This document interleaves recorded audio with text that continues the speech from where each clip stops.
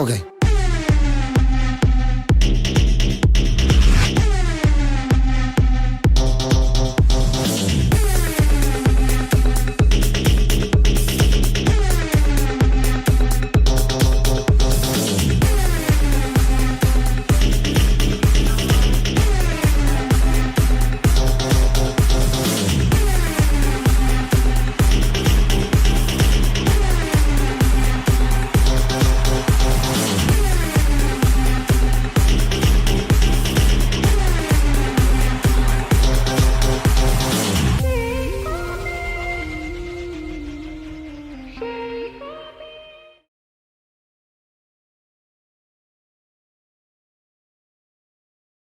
Today. And before I say something, more on the subject, let me narrate to you what happened yesterday. So I just moved into a new place in Mumbai, a new apartment in Mumbai. And obviously I'm trying to do up my stuff, and I'm a busy professional. I don't have any time to go shopping. And I find it such a waste of time because I'm a digital first customer, right? So I've been browsing through a lot of D2C sites also, like a retail site I saw, and I wanted to purchase this lamp, which is a beautiful lamp, and I thought would look very nice in my study. So I go to the website, I try to place the order for the lamp, and I just couldn't do it, right? They had my mobile number, because I've been going to that store for a decade now, and therefore they had my mobile number, but they didn't have my email against it. And because it was not mapped together, I was not able to sort of log in and do it. Then what happens is, I see the WhatsApp icon there, click for customer assistance. So I clicked on it, and I send them a screenshot of what is happening, and I said, I need help, I'm not able to place the order. And they were like, okay, but tell us what about the order. So I tell them the whole damn story again. This is the product I want, this is what I want to do, this is what is happening, and blah, blah, blah. This is happening all on WhatsApp, right? By then I'm like sort of irritated, but then they say, sorry, we can't help you. After, maybe 10 minutes of that, they said, why don't you call the customer call center? I'm like frustrated. I said, okay, I have two options. Either I go to the store and pick up, but let me give it one more try. I don't want to drive to the store and pick up it. I'll have to wait till the weekend. And I want the lamp now, or I want it in my home in the next 2 days.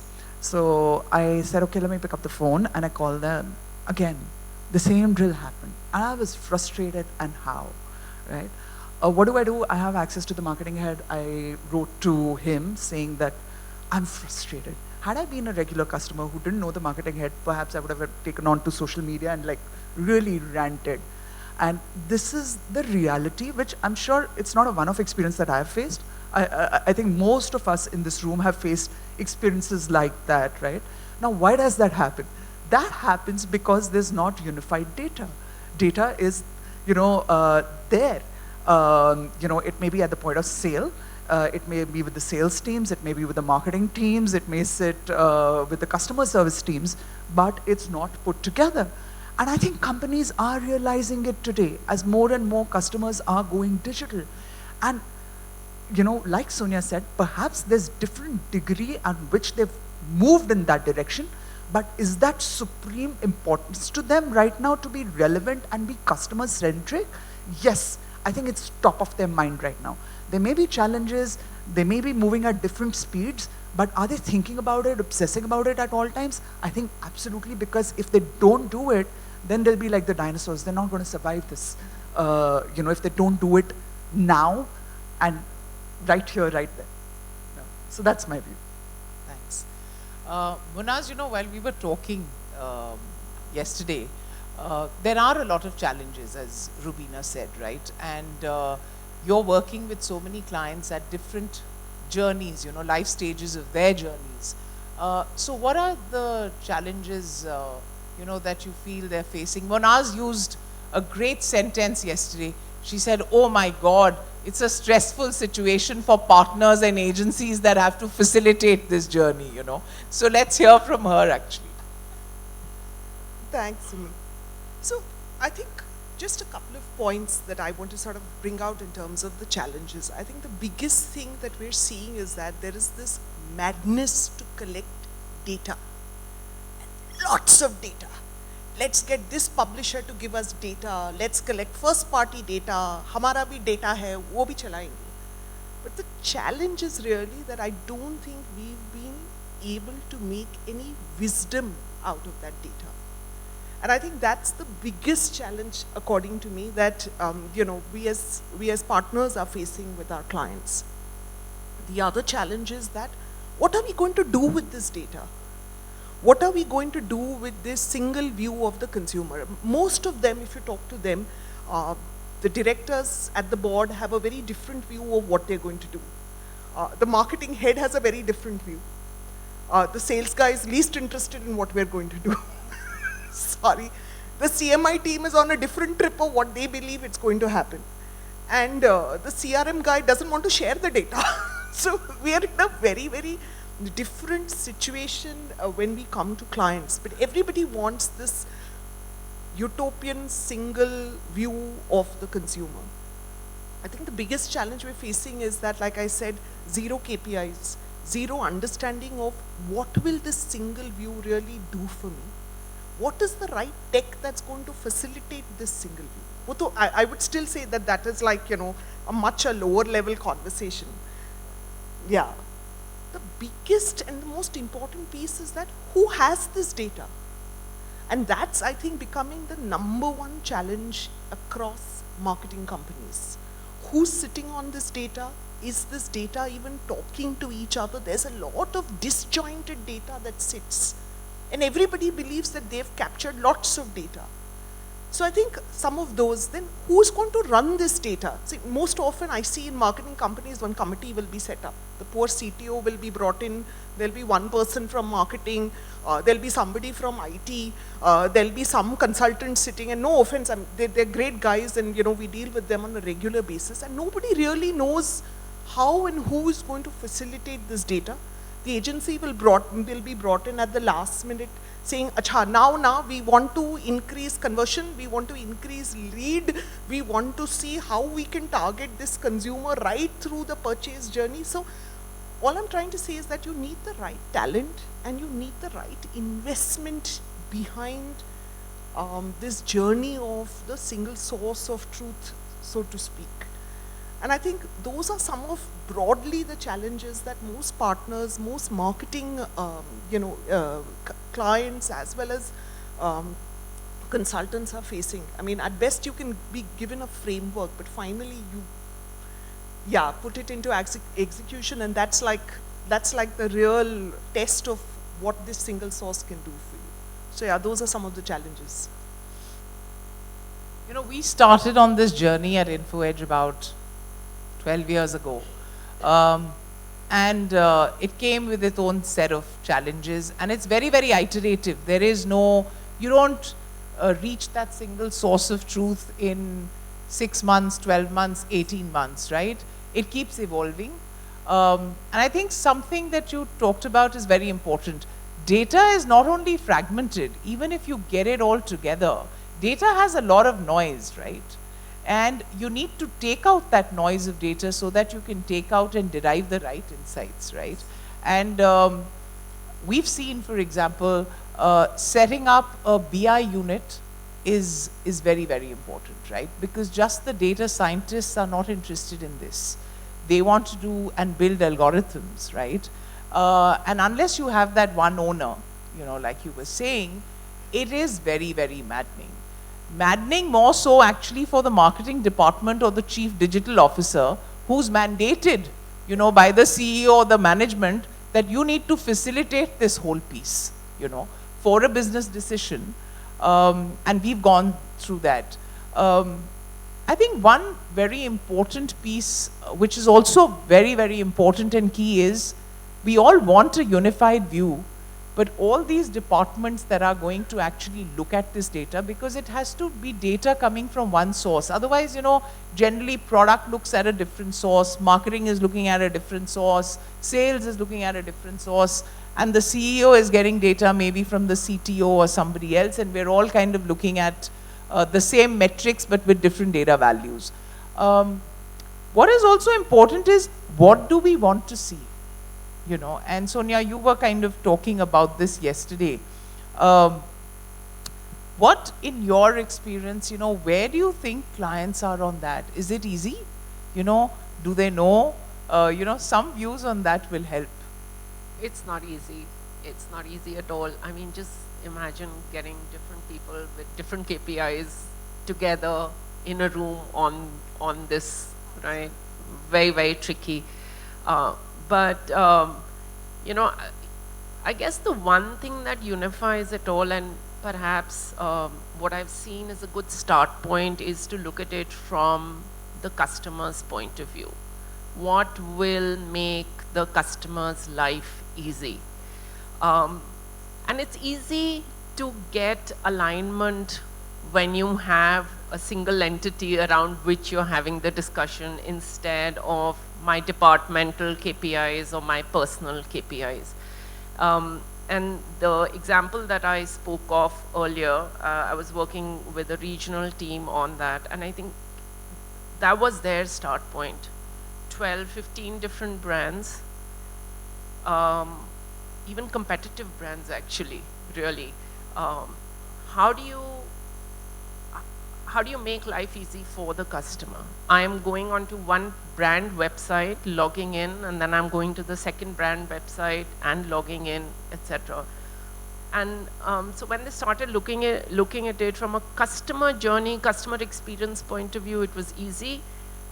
There were challenges, of course, because there were competing brands. I don't want to share my data with another competing brand. So to be able to sell that value is hard. So yeah, I think moving beyond KPIs to an external entity that everyone's after has been a good start point in what I've seen that clients have gone through. Rubeena, you mentioned you've actually, in your agency stint, worked with some clients who you feel are maturer in the journey, yeah, and closer to this whole piece. So, just for the benefit of all of us, because you've worked with them closely, do you think there's a sort of a team structure or a organization structure that really works? Yeah, I don't, so I was talking about a client that I worked with, previously in my previous stint as an agency head, and the client was like, is very digitally mature and I think a bit ahead of their times, and they started building this whole one view of the customer about 4 years ago. And that was way ahead in time, and they actually started doing work there. It wasn't just like thinking about it, but actually doing real work there. And I think what was interesting to watch them do is that they all came together while the structure did not exist. But I think it was a company which was in the high growth phase, and therefore they all knew that they had to be aligned together, come together, and work on it. And just to go back a little bit, and I'll come to the structure again. I think the interesting observation that I had working with them was that, one is that they took some decisions and they made some big bets, right? Those decisions were not in monetary terms, small ones or whatever, but they gave it time. They gave it 12 to 18 months, and then they felt that, no, I think we made a mistake. Instead of trying to recorrect it and work on it or defend it and go on and on with it, they said, okay, fine. They were brave enough to say, we made a mistake. We got to take, a bitter pill, and let's move to something, new, which is, I think, which is more viable for us, which is going to actually help us get to that whole unification of data objective that we have. And I think that really helped them. While in the short term, if you look at it, it was a huge sort of investment which was gone down and under. But then over the next 2 years, they were able to catch up and build so much. And that's what happens with technology also, because the space is so new, it's evolving. So sometimes, we just want to defend ourselves rather than being able to say that, okay, we took the best decision based on the facts that were available to us maybe 2 years ago. And then, as things evolved, there was a better option available. And, we want to move on to that. And honestly, it wasn't an easy journey for them. They were the first client, I think, in India who were trying to get this together.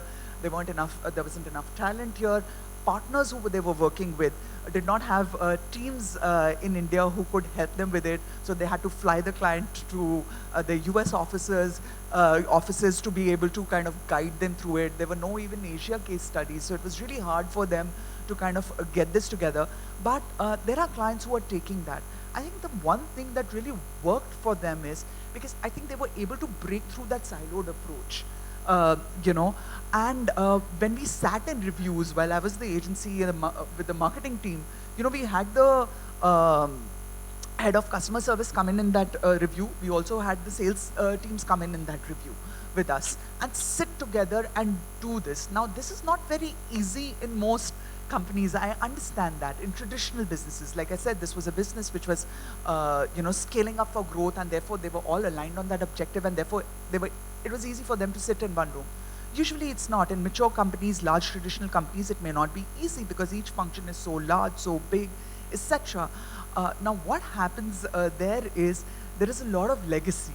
And with that legacy comes, you know, systems, a lot of data, which actually becomes a data deluge and more of a headache to deal with. There is no data governance. There may be management, but there's no governance on it, on how you're like governing that whole data. So there are a host of problems that really come at. And then suddenly the marketing head is told that, like Sumeet said, that it's your job. You have to get the single view of the customer. You have to unify all the data. But what about the sales head? What about the CTO? What about you know, the customer service teams? Are they listening to the marketing head? They do as they please, or if they feel like it's nice to kind of collaborate, but it's not need to collaborate with the marketing teams. I think if genuinely companies need to, you know, think about it a little more strategically, rather than looking inwards and dividing their functions. They kind of, everybody says they want to be customer centric, but are they truly customer centric? Are they organizing themselves in their org structure to be customer centric? I'm not so sure, right? Because if you look at it, businesses are very conscious of how they function from a financial health point of view. They have a CFO, and all departments, it doesn't matter which department you're in, everybody aligns with the CFO. Whether you like it or not, I think nobody has a choice. You have to align with the CFO. Likewise, when we say customer centricity, we say we have some customer success manager down in the ranks, right?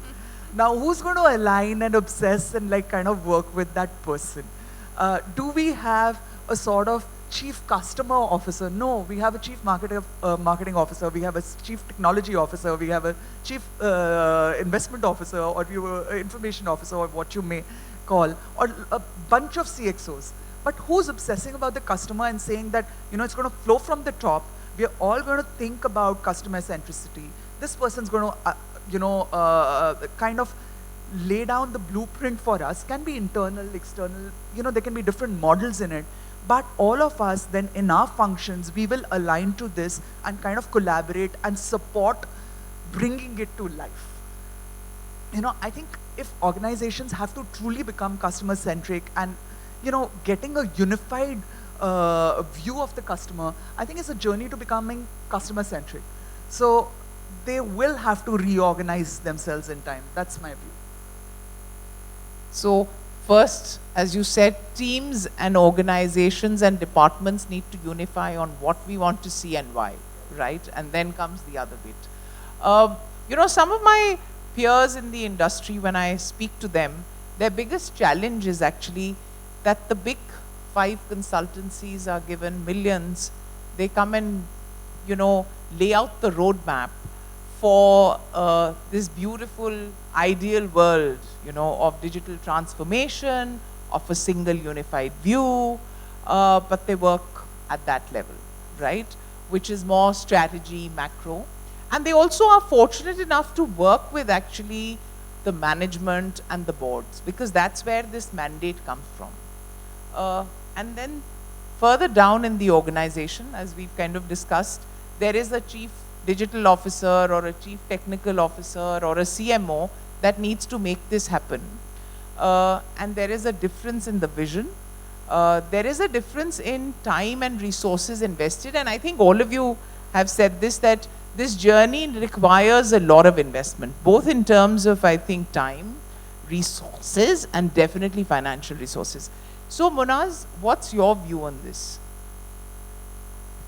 Sumi, absolutely true. Most of the time, this is a top-down and not a bottom-up. When it's top-down, what everybody is trying to do is look great in front of the board. Nobody really cares on how this is progressing to genuinely give us this one single view of the consumer. I think, couple of things that I see. One of the things is that the client may be actually very low in the digital maturity curve. You now have a consultant who's telling this, now from nascent, we will move you to wherever next that you're supposed to be on the digital maturity curve. Most of the times, consultants are in and out. The moment they are out, we see these frameworks crumble and crumble how. And then agencies are left hanging with, whatever remains of the framework there exist. The challenge is, what happens is that, we are people executing at the ground. We know how organizations work because of the nature of relationship we share with them. And I can tell you this, that most organizations want to actually have a single view of the consumer, and they're not even investing enough in measurement. And if I listen to some of the archaic ways in which measurement is being done, I mean, my advice to those companies would be, guys, just move on to multi-attribution first. Let's make a super CRM database and chuck single view of the consumer. You don't need single view of the consumer right now. But somewhere I feel is that everybody is guided by, how do I put it, their personal motives of what this project will deliver for them. And I think that's where the challenge is. What people don't realize is that single view of the consumer, and if you genuinely have single view of the consumer, the costs that you save, the ease to cross-sell, upsell, the ease to identify lifetime consumer value, the ease to identify who is not your consumer, and therefore how can you actually do upper funnel. For the CMI team, it's ease of research. And my sense is that nobody seems to be aware of the benefits of what this can give them. Clearly somebody at the top with a vision clearly sees the benefits, but I don't think that organizations sort of trickle it down to lower levels, and that's where this thing fails, and it fails miserably. The marketing guys want it up and running in 2 weeks. It will not happen. It's almost like building a house. You'll have to go at it brick by brick. Maybe 6 months if we are lucky, but I've mostly seen that, it takes iterations and iterations of what works, what does not work, sometimes even junking the technology that you've been used to, and like Sonia was mentioning and Rubeena was mentioning, you have archaic technologies of capturing consumer data, and you're continuing to capture, not realizing that there could be just a better method of capturing this data. And capturing data which you're not going to use, I think that's the biggest crime that you can do in today's world. Unnecessary noise. So all of this, according to me, it's just slowing down the process of a single view of the consumer. So it's becoming, how do I put it, it's becoming a utopian myth, so to speak. Sumeet, it's not really, otherwise imagine this, we've been talking about the single view of the consumer from what, 2017? Yeah? We should have had at least 10 examples of where this works. I have to find even one yet. So I think we have a long way to go. I just want to add to this point, as well. I've been on the agency side, and I think I always felt a certain way towards the consulting firms, I have to be honest to admit. I saw them a bit of a threat and didn't like them very much. But to think about it reasonably, I think there's an opportunity that lies in there as well, right? They have the boardroom connects better than any of the marketing agencies. It's just because traditionally, I think they've worked on larger projects with CEOs, CFOs, etc. So the connects are really there. And I think if this, what I was saying earlier, if we really have to make progress, the progress has to happen, it has to flow from the top. So I think the opportunity really is to partner with them, because if they, and you're right about that, while they don't execute, I think they can influence making that blueprint to earlier what I was alluding, that there has to be, it can't be a customer success manager at the bottom who everybody is going to rally up and support with. But if it comes from the top, it could be through a consultant helping the CEO's vision, putting the CEO's vision or the top management's vision, and then getting executed through the different departments that need to align, I think could be one way of moving sooner towards the goal than the way we are approaching it right now. You know, Rubeena, I'll just add that you're absolutely right. And it's probably also getting your agency partners in a little more earlier, then rather than just getting them at an execution stage and saying, Acha, now we have Adobe Audience Manager manage. And we're like, okay, let's get back and look at the data that sits. But I think the point is that you're right. If people are gotten earlier, much earlier, and you sort of are aligned with the vision, I think we could see more successes than what we're seeing now, for sure. The question that you asked about the organization, one example that I saw where it was working was when they had something called a chief data officer, okay, and who was sort of the chief data officer and the team was responsible for driving this initiative, right? Coming from a neutral point of view, looking at enterprise-wide, it's still a journey, seems to be working in this case. So, chief customer officer, yeah. What works is having that chief data officer, which in our case is a business intelligence head with his or her team. Because unless there is a neutral party there that is aligned with the management, works together with partners. And I think a very nice point that you said, because when we started our journey, I remember we actually had teams from Google Analytics, we had Kedar and his team from Comscore, we had other martech platforms that were available in those early days to actually sit with us as one team because they know much more, they knew much more than we did. We knew our businesses and our data, they know their side. Our tech guys had built a lot of stuff internally. So I think looking at it as one ecosystem, not only internally but also externally, it gets in a lot because, and I think everyone out there is happy to do this. And I can say this because every partner we have worked with, irrespective whether we buy their tools and solutions, are more than happy to contribute in this journey, and I think that's very well said, and we should actually, those of us who are trying to build this view should do it. We're going to wrap up very quickly because I think we're already running over time with the other panels. So one crisp comment from all three of you in any order that you choose, is the single source of truth a reality or a myth, and your advice? So I think, like I said, it could be a reality. It is not necessarily a reality now.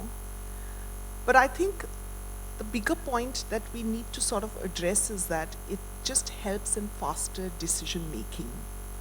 So my only advice would be that don't be stuck with the single source of truth or the single source view of the consumer.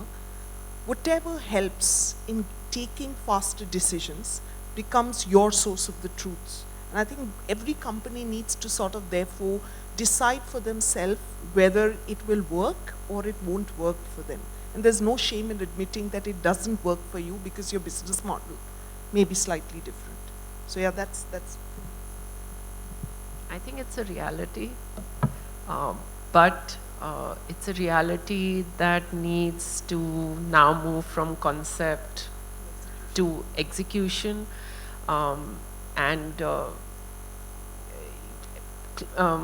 businesses that have done there, and there are plenty of case studies out there, international case studies, their start points have been different. So, SSOT sounds like a big deal, very loaded sort of term, but if you sort of break it down, most clients are doing it, or businesses are doing it in some form or the other. It's the pace and the energies behind it that will determine how fast or not one will get there.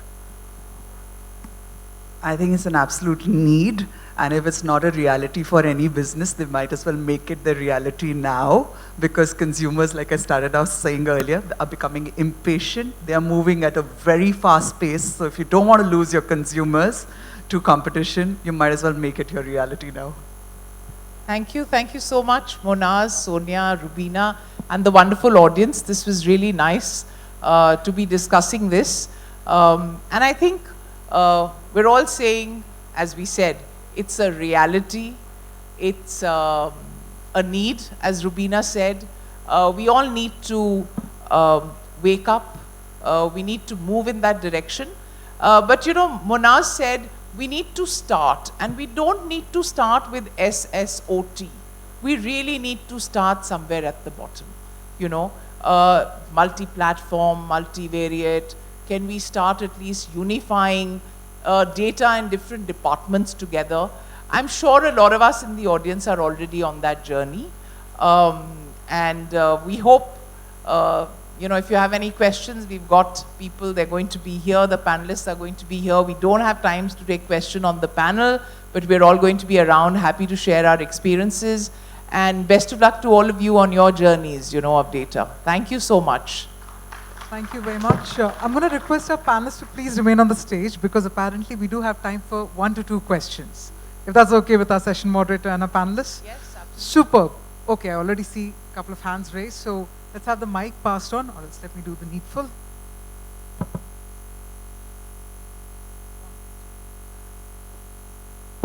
Hi, thanks for a great panel session. My question to all, and anyone from the panel can select it, is, you know, you'll have seen very large organizations and large customers and brands. Does culture play a great role in all of this? And the second question, which is a follow-up to the question, is who is the customer? Is the actual consumer the customer, or is everyone trying to sell to the CEO and the grand vision of that? Right?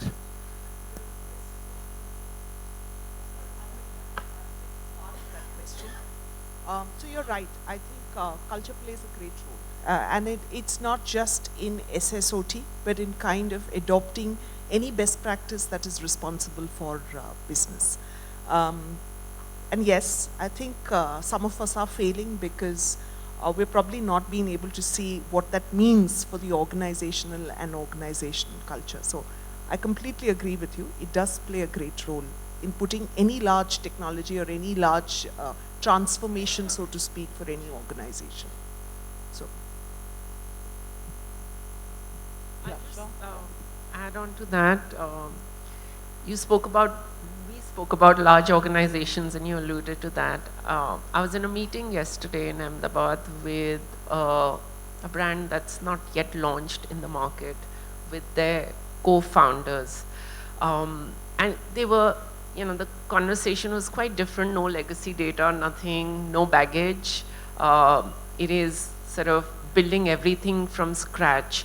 And this was the first time that I was meeting them, and one of the first things that they did was walk my team and me and I through the values, right? Which was quite an interesting start to a conversation which was going to be a little bit about numbers and CDP and what data do we need. And your question made me think, you know, of that in a slightly different perspective, saying if they are all united and sort of driven by the same values, that culture would transcend and their journey is likely to be a huge success. Just to add to the latter half, I think because I come from an organization, I'm inside the organization, like everyone said, I think culture definitely plays the most important role. And the other side was, the other part of the question was really, for whom are you doing this? What is this unified view? I think it's not for the consumer, actually. I think it's for making sound business decisions. You know, it's to compare that is all the marketing dollars that you are spending, are they really being spent the right way? You can get a lead, you know, somebody said the client is getting more and more leads. In our cases, we might be getting registrations. Do these registrations meet demand, you know? Are they similar quality as maybe registrations that I get from SEO or that come directly to my sites? And if not, then why, right? And that helps you kind of, and similarly for some other department, say product, you know, guys coming from here, if they are spending this kind of time, why are people dropping off here, right? Because a customer is a customer or a consumer is a consumer. So I think it's for sound business decisions. Of course, different departments will look at how it will help them. But overall, I think it definitely helps the organization because you're not doing it for the consumer, you're actually doing it for the business. I believe we had one more question. However, we do have a paucity of time. So on that note, we'll have to call it a wrap to this fantastic discussion.